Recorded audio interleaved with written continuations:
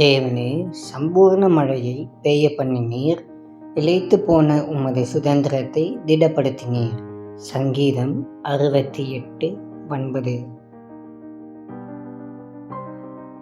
மக்கள் தங்களுடைய வாழ்க்கையில் சில நேரங்களில் எல்லா பலனும் தளர்ந்து போனதாக உணரும்போது, அழுத்தமும் வலியும் தாங்க முடியாததாக தோன்றும் போதும், தனிமையின் வேதனை மிக பெரியதாக இருக்கும் போதும் அதை அவர்களுடைய ஆத்துமாவில் உணர்வதாக சொல்லுவதுண்டு.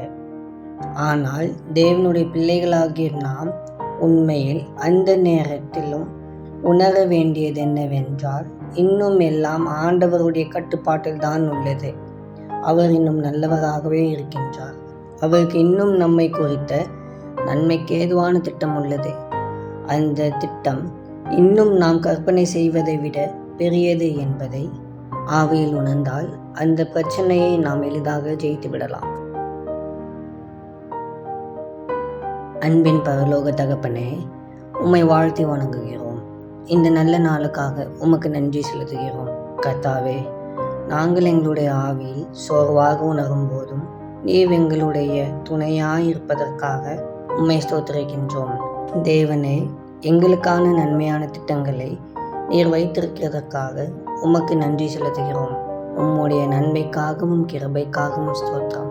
இயேசுவின் மூலம் ஜெபிக்கிறோம் பிதாவே. ஆமென்.